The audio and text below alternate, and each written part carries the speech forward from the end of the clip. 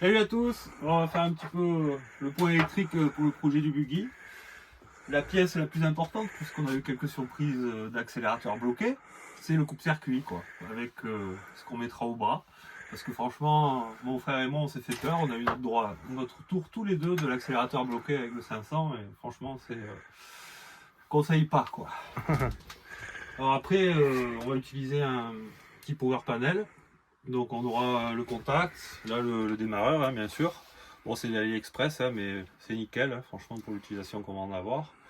Et je pense qu'on mettra deux circuits de feu, donc un sur batterie et un avec l'alternateur d'origine du moteur du buggy.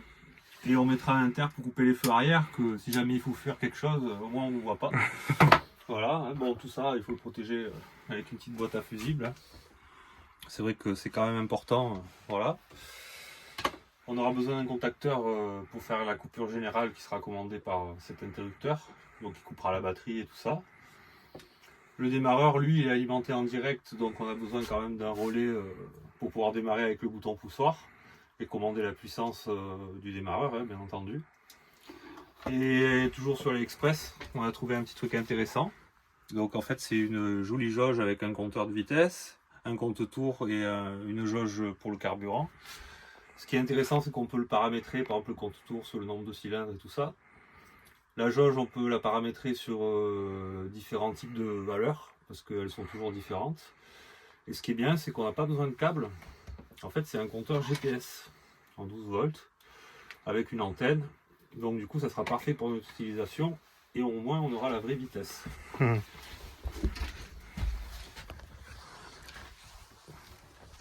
Salut tout le monde, ben voilà, c'est mon tour.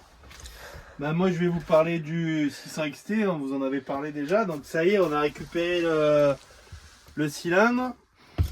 En fait, c'était foiré dans le cylindre. Donc chez Pradel Rectification, qu'on travaille depuis longtemps avec lui, il nous a mis des hélicoïs dedans. Il a pour refaire le filetage et à la bonne taille d'origine quoi. Donc on va remonter ça aussi prochainement. Voilà, on fait pas beaucoup de vidéos parce qu'en ce moment mon frère et moi on bosse beaucoup. Il faut bien travailler quoi. Et on va vous montrer la 600 XT aussi.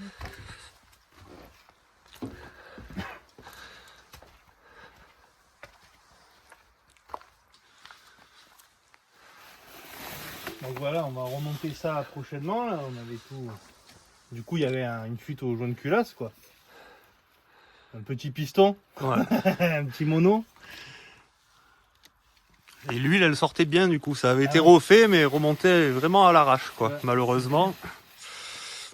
C'est clair. Donc ça, prochainement. Et là, pour le buggy.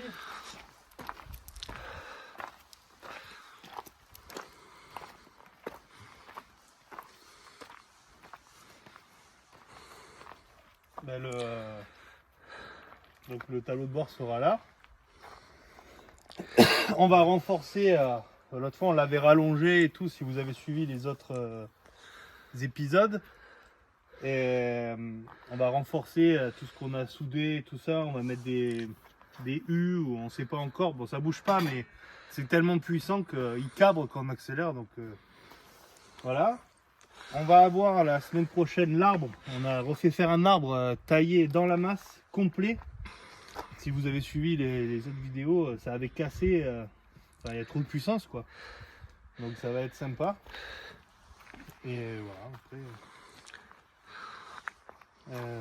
on va aussi faire l'arceau. C'est une connaissance à nous qui va faire l'arceau. Et puis prochaine vidéo, on va vous faire le faisceau électrique, tout ça.